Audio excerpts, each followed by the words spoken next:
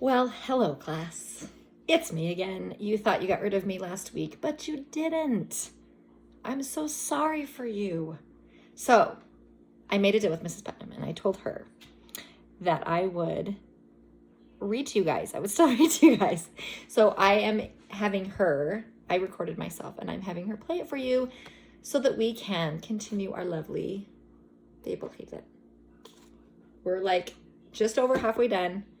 I'm going to do chapter by chapter, and Mrs. Putnam can play it whenever she feels necessary, whenever you guys miss me, whenever you want to read Fablehaven, I got you. So, do you remember where we were at? I'm not there to hear your answers, but I'm sure they're all right.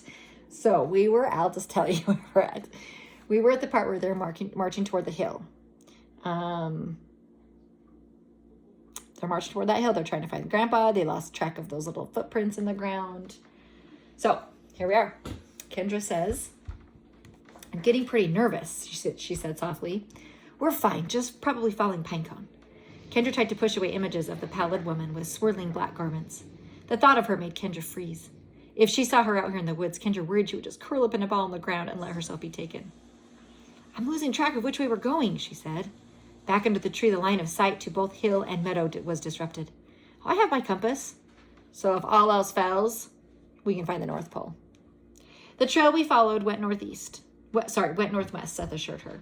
Then we left it going southwest. The hill is to the west, the meadow is to the east. Well, that's pretty good. The only trick is paying attention. Before long, the trees were thinning, and they were walking up the hill. With the trees farther apart, the underbrush grew higher and the bushes grew bigger. Kendra and Seth wound their way up the moderate slope toward the crest. You smell that? Seth asked. Kendra stopped. Like somebody's cooking. The smell was faint, but now that she noticed it, it was distinct. Kendra studied the area with sudden alarm. Oh my gosh, she said, crouching down. What? Get down. Seth knelt beside her. Kendra pointed toward the crest of the hill. Off to one side rose a feeble column of smoke. A thin, wavering distortion. Yeah, he whispered. We may have found it. Again, she had to bite her tongue. She hoped someone wasn't cooking Grandpa. What do we do? Stay here, said Seth. I'll go check it out. I don't want to stay here alone. Then follow me, but stay back a bit. We don't want to both get caught at the same time. Keep salt ready. Kendra did not need that reminder. Her only worry about the salt was that her sweaty hands were going to turn to paste. Seth crept ahead, staying low, using the brush for cover, gradually making his way toward the meager line of smoke. Kendra imitated his movements, impressed that his hours of playing army were finally paying off. Even as she followed him, she struggled to come to terms with what they were doing. Sneaking up on a monster cookout was among the activities that she could do without. Shouldn't they be sneaking away? The trembling shaft of smoke grew nearer. Seth waved her up to him. He huddled beside him in a wide bush twice her height, trying to breathe quietly. He put his lips to her ear. I'll be able to see what's going on when I get around this bush. I'll try to yell if I get captured or anything. Be ready. She put her mouth to his ear. If you play a trick on me, I promise I will kill you. I really will. I won't. I'm scared too. He slunk forward. Kendra tried to calm herself. Waiting was torture. She considered moving around the bush to take a peek, but could not muster the courage. The silence was good, right? Unless they had stealthily dropped Seth with a poison dart. The pause stretched mercilessly. Then she heard Seth coming back less carefully than he had left. When he came around the bush, he was walking upright, saying, Come here, you have to see this. What is it? It's nothing scary. She went around the bush with him, still tense. Up ahead in a clear area near the summit of the hill, she saw the source of the thin smoke. A waist-high cylinder of stone with a wooden windlass, and a dangling bucket. A well? Yeah, come and smell. They walked to the well. Even up close, the rising smoke remained vapory and indistinct. Kendra leaned over, staring down into the deep darkness. It smells good. Like soup, Seth said. Meat, veggies, spices. Am I just hungry? Does it really smell delicious? I think so. Should we try some? Lower the bucket? Kendra asked skeptically. Why not? Seth replied. There could be creatures down there. I don't think so, he said. You think it's just a well full of stew, Kendra scoffed. We are on a magical preserve. As far as we know, it could be poisonous. It couldn't hurt to take a look, Seth insisted. I'm starving. Besides, not everything here is bad. I bet this is where fairy people come for dinner. See, it even has a crank. He began turning the windlass, spooling the bucket down into the darkness. I'm staying on lookout, Kendra said. Good idea. Kendra felt exposed. They were far enough from the summit that she could not see anything on the far side of the hill, but they were high enough that she could command an expansive view of trees and terrain when she looked down the slope. With little covering surrounding the well, she worried that unseen eyes might be spying from the foliage below. Seth continued unwinding the rope, sending the bucket over deeper. Eventually, he heard it wetly hit bottom. The rope slackened a bit.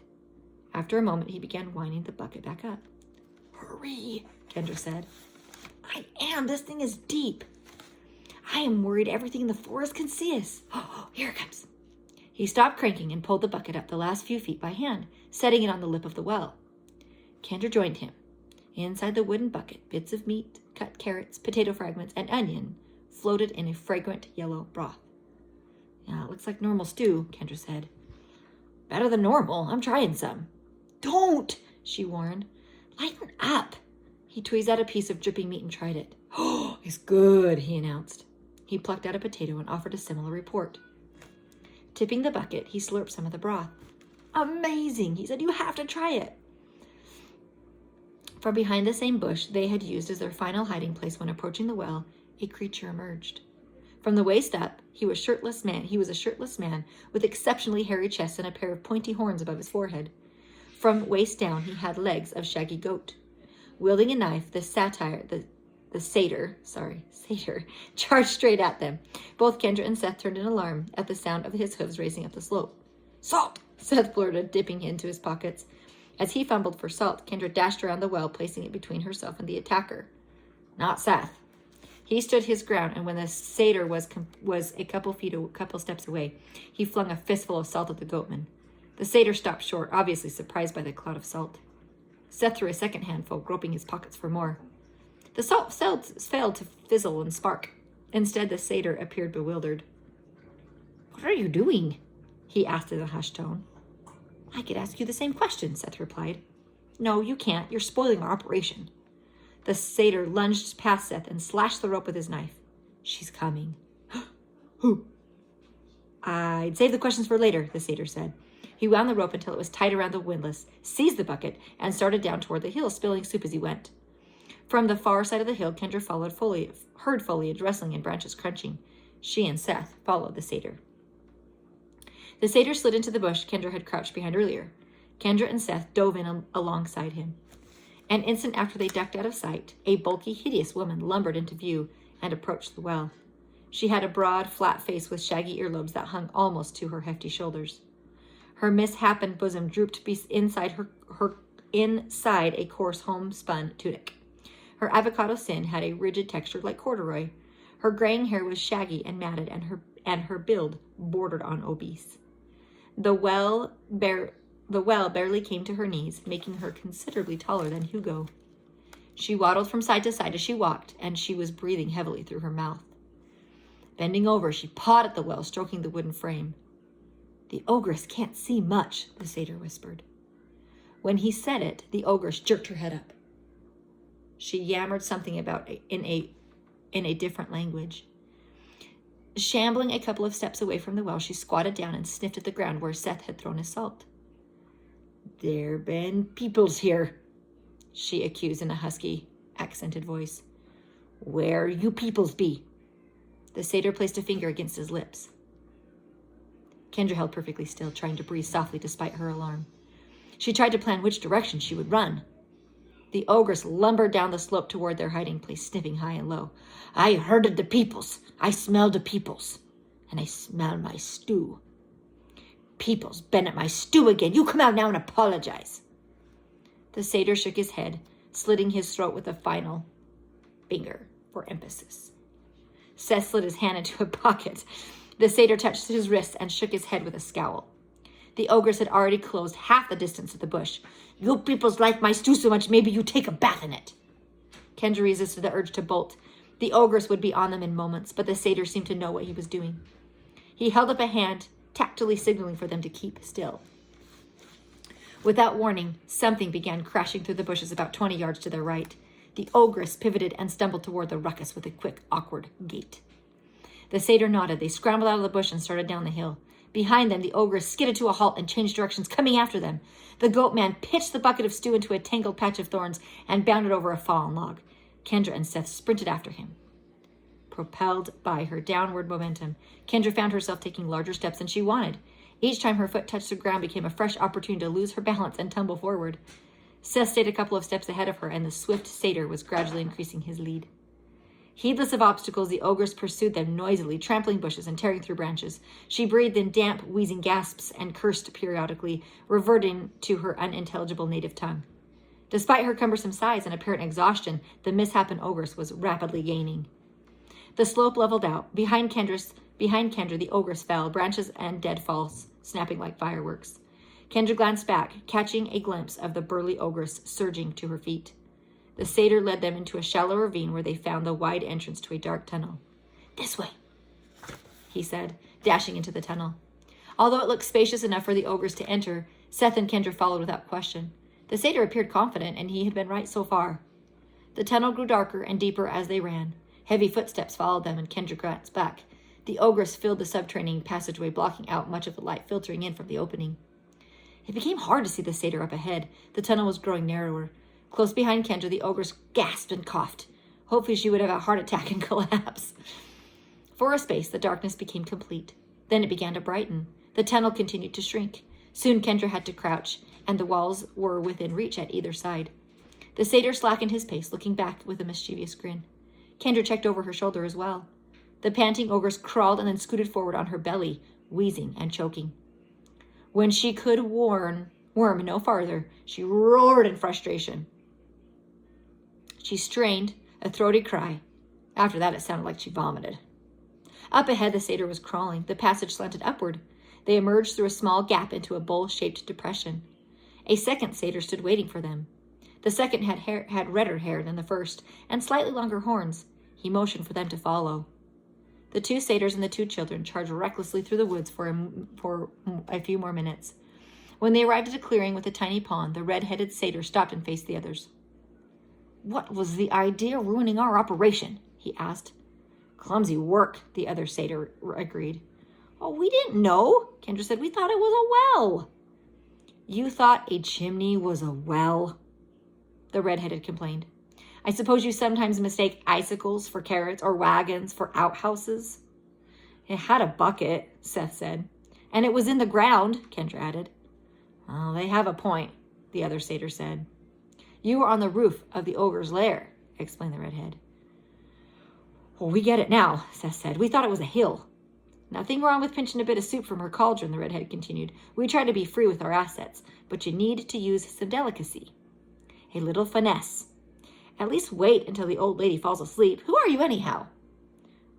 Seth Sorensen? Kendra?" "I'm Newell," said the redhead, "and this is Doran. You realize we'll probably have to construct a whole new rigging." "She'll rip the old one down," Doran explained. "Almost more work than cooking our own stew," Newell huffed. "We can't make it come out like she does," Doran mourned. "She has a gift," Newell agreed. "We're sorry," Kendra said. "We were a little lost." Doran waved a hand. "Don't worry. We just like to bluster. If you spoil our wine, that would be another story." "Still," Newell said, "a guy has to eat, and free stew is free stew." "We'll try to find a way to repay you," Kendra said. "So will we," Newell said. "You don't happen to have any batteries?" Doran asked. "Batteries?" Seth said, wrinkling his nose. "Size C," Newell clarified. Kendra folded her arms. "Why do you want batteries?" "Oh, they're shiny," Newell said, nudging Doran with an elbow. "We worship them," Doran said, nodding sagely. "They seem like little gods to us." The kids stared at the goatman in disbelief, unsure how to continue the conversation. They were obviously lying. "Okay," Newell said, "we have a portable television. Don't tell Stan. We have a mountain of batteries, but we ran out, and our supplier is no longer employed here." We could work out an arrangement. Newell spread his hands diplomatically. Some batteries to repent for disrupting our stew siphoning. Then we can trade for more. Gold, booze, you name it. Doran lowered his voice slightly. Of course, we would need to keep our arrangements private. Stan doesn't like us watching the tube, said Newell. You know our grandpa? Seth asked. Who doesn't? Newell said. You haven't seen him lately, have you? Kendra said. Sure, just last week, Doran said. I mean since last night. No, why? Newell asked. Haven't you heard? Seth said. The satyrs shrugged at each other. What's the news? Newell asked. Our grandpa was kidnapped last night, Kendra said. Your grandfather's a kid? Newell asked. They meant he was abducted, Doran clarified. Kendra nodded. Creatures got into the house and took him and our housekeeper. Not Dale? Doran asked. We don't think so, Seth said. Newell shook his head. Poor Dell. Never been very popular. Lousy sense of humor, Doran agreed. Too quiet. You guys don't know who might have taken them, Kendra asked. On Midsummer Eve, Newell said, tossing up his hands. Anybody. Your guess would be better than mine. Could you help us find him? Seth asked. The satyrs shared an uneasy glance. Yeah, ouch, Newell began uncomfortably. This is a bad week for us. See, we've got lots of commitments, Doran confirmed, backing away. You know, now that I've thought on it, Newell said, we may have needed a new rigging on the chimney anyhow. How about we go our separate ways and call it even? Don't take anything we say to heart, Doran said. We're just making a joke. Step Seth forward. Do you know something you aren't telling us? Oh, it isn't that, Newell said, continuing his slow retreat. It's just Midsummer Day. We're totally booked out. Thanks for helping us get away from the ogress, Kendra said. Our pleasure, Newell replied. All part of the package, Doran added. Could you at least point us toward home? Seth asked. The satyr stopped retreating. Doran extended an arm. There's a path over there. When you reach it, go right, Newell said. That will get you started in the right direction. Give our best to Stan when he turns up. The satyrs hastily turned and dashed off into the trees. All right, that's the end of chapter 11. I'm going to start chapter 12 in a new video. And it's going to be inside of a barn.